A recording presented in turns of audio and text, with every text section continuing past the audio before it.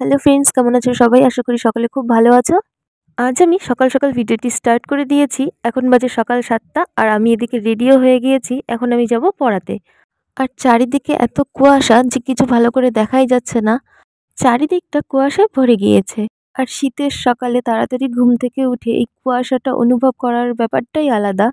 তো এরপর আমি বেরিয়ে গিয়েছি পড়াতে যাব বলে।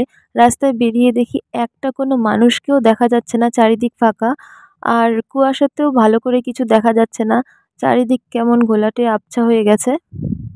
তো চারিদিকে নানা রকম ফুলের গাছ দেখতে দেখতে গুটি গুটি পায়ে আমি এগিয়ে গেলাম। আর আজ এত কুয়াশা যে সাইকেলটাও নেওয়ার সাহস হচ্ছিল না ঠান্ডায়। তো আমি হেঁটে হেঁটেই চলে গিয়েছি। আর যেই রাস্তা দিয়ে আমি পড়াতে যাই পাশেই আছে নদী আর ফরেস্ট। তার জন্য এই রাস্তায় আরও বেশি কুয়াশা। আর এই রাস্তাতেও সাধারণত মানুষ চলাচল করে না খুব একটা। চারিদিক একদম ফাঁকা।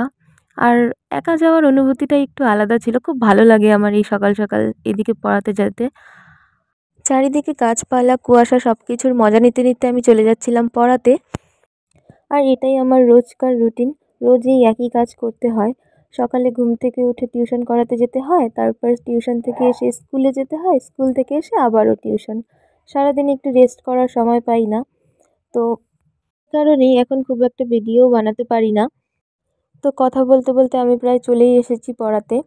তারপর সেখান থেকে বেরিয়ে পড়েছিলাম পড়িয়ে টড়িয়ে। তখন প্রায় ৯টা ৯:৩০ মতো বাজে। তখনও কিন্তু কুয়াশা একদম কমেনি। এরপর বাড়ি এসে স্নান খাওয়া দাওয়া করে আমি রেডি হয়ে গিয়েছিলাম স্কুলের শাড়ি পরে। এবার যেতে হবে স্কুলে। এখনও কিন্তু কুয়াশা ভাবটা আছেই, ঠান্ডা আজ খুব পড়েছে। তো এখনও দেখতে পাচ্ছ এখন ৯:৩০টার বেশি বাজে, রাস্তায় এখনও কুয়াশা খুব আছে। এরপর প্রায় ৩টা ৩:৩০টার দিকে আমি বাড়ি চলে এসেছি স্কুল থেকে। আর দেখো বন্ধুরা, গিয়েছিলাম কিভাবে আর এসেছি কিভাবে, চোখ মুখ একদম শুকিয়ে গিয়েছে। এরপর ঠিক ৩:৪টার দিকে আবারও বেরিয়ে পড়লাম পড়াতে।